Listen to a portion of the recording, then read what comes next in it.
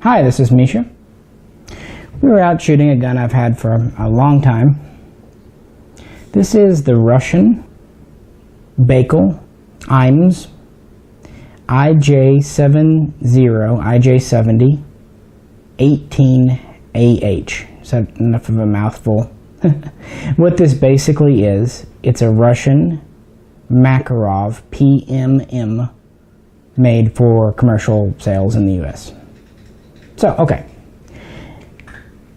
The original PMM was a double stack concept conversion nearly of the original Makarov PM pistol. Now, this video isn't about the history, it's about I just wanted to shoot a gun I had for a long time. But basically, the PMM used a double stack magazine holding 12 cartridges, and it was designed to fire a hotter 9x18 round, about 15 to 20% warmer, and it had a fluted chamber. Now, the military in Russia tried them out, didn't accept them. A few special forces got them, and a number of police departments got them. It was basically a high-cap Makarov. Now, from 93, 94, and kind of running into 95 while the imports were sold through, these were sold on the U.S. market. Now, this is a commercial gun, as I said. Just for comparison, this is a Russian military gun made in the 80s. There are a few differences. Both are made at Izhmash. The original Russian has a fixed rear sight. The IJ70-AH has an adjustable target rear sight. Now, this change was done to comply with the 1968 Gun Control Act. It set up a points system which required pistols that could be imported to have a certain number of sporting points. And there were several criteria for they could have target grips, target triggers, they could be over a certain size, over a certain weight. But one feature they could have that would get them some points were target sights. That's what the A in AH stands for, adjustable. Izhmash did do a version for sales elsewhere with fixed rear sights. As an original, it didn't have the A. But for American import, we needed that. So that's a change that was done to comply. One change that wasn't, this slide release on this gun is a stamped flange. Works fine. But on the original military gun, it's an actual machined part. Minor differences, but there you go. This one has Bakelite grips with a lanyard loop on the side, a star, typical military Makarov features.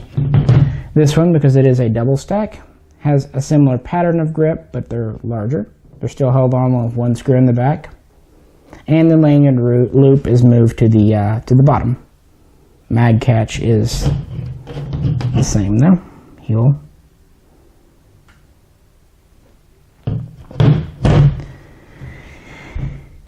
So, we have a double stack mag well.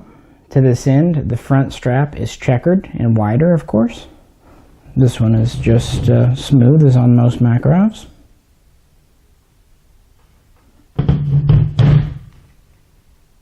And we have the mag itself, which is the main feature of this gun. The double stack is the H. Plenty of IJ70s were imported with standard 8-round mags. Most of them were. The IJ70-18 was a 9mm Makarov, 9x18. The IJ70-17 was in 380, 9x17 Kurs. So they did a high cap version at IJ70-17AH as well. These are two different styles of mag.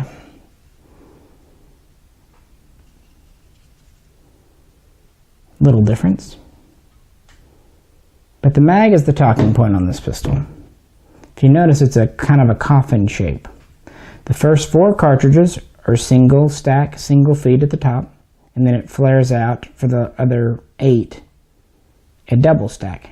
Internally, it's a fascinating magazine. There is this small spring here, and it fits into a secondary follower here about here,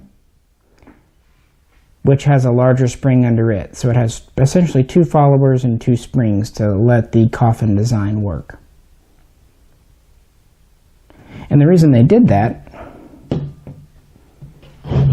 is twofold. Here's an original 8-round mag.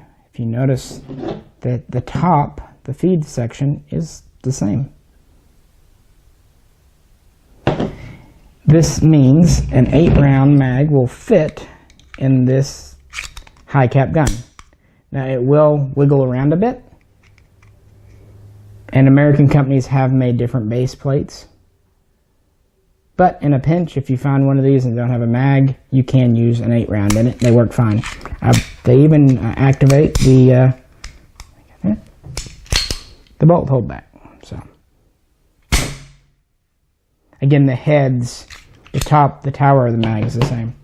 Another benefit, it meant that Izhmash could use the exact same slide, barrel, upper part of the frame, all that. So that was neat. They were able to use more of the same parts with only really having to modify this frame down here and going to a new grip. So typical Russian economy there.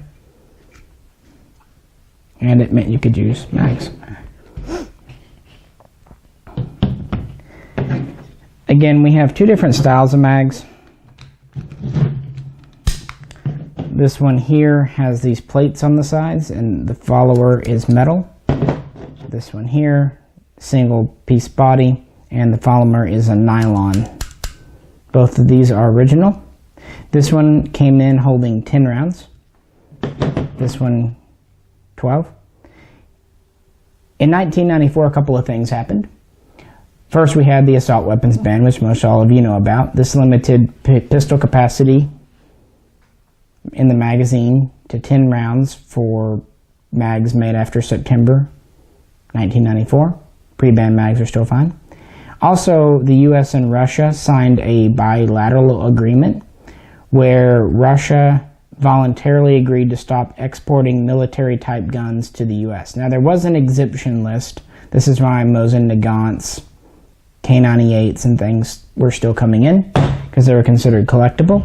But newer guns like the Makarov, the Tokarev weren't on the list, and so after 94, no more Russian guns were exported. Now keep in mind that it wasn't an import ban, so guns that were already in the pipeline, guns that were already contracted with through American companies, guns already, so they all could come in. But after 94, Russian companies like Izhmash stopped sending guns, stopped exporting. So it took a little time for these to dry up in the American market, but by 96, most of the new Makarovs from Russia were gone, the commercial production. Beginning in late 94, 95, they all started to ship with 10-round mags as well. So the high cap version, the 12-round, was only sold in 93, partially in 93 and partially in 94, meaning factory high cap mags are pretty uncommon. This one came with 1. But mags like this, it's kind of nice. All they did to make it 10 round versus 12, they extended the foot on the secondary follower, which is nylon. So all you have to do is basically cut it off about half an inch, maybe 3/4 of an inch, and you can get 12 rounds back in here. There are other types of mags for these that aren't as easy to convert, but luckily that style was. These mags will also work for 9mm Makarov and 380 interchangeably. So if you find a 380 marked mag and you've got a Makarov gun or vice versa, don't worry, they'll work. But yeah, I just kind of thought it was an interesting gun, both from it being a basically a civilianized version of the Makarov PMM, and also just an interesting gun. This one has a really decent trigger. It's stiff but smooth. It shoots very well. I've never had it jam or have any problems. I think 9mm Makarov has plenty of knockdown power, especially up close and personal. It's a big bullet for what it is. It's about 9.2 millimeters. A little more powerful than 380. Definitely more powerful than 32. And we still have just a simple blowback gun. I mean, this gun has very few moving parts in it. And steel. The only plastic on it's the grip, which is Baikal or polymer. So yeah, I just think it's a really neat gun, even if it's not really Russian military issue. That's why I have this gun here. This is my Russian Makarov. This was one of the so-called sneak guns that came in through Bulgaria, but it is Russian. And it is a little bit smoother, a little bit better made. Of course, it was made over 10 years earlier than this gun, so this gun shows a lot of the economies that were happening throughout gun manufacturing in the 90s. Yeah, we just had this out at the range today. My friend had never shot it before, and I haven't shot it in several years. Thought it was time to dust it off and try her again. So if you have any questions or comments, please post them below. If you want to share your own IJ70 or Russian Makarov stories, we'd love to hear them. Really, we would. If you liked the video, please click like. If you haven't already subscribed, well, if you could find time to do so, we'd really appreciate it. As always, this is Misha. And please tune in again next time for more hopefully unique and interesting videos. We'll catch you then.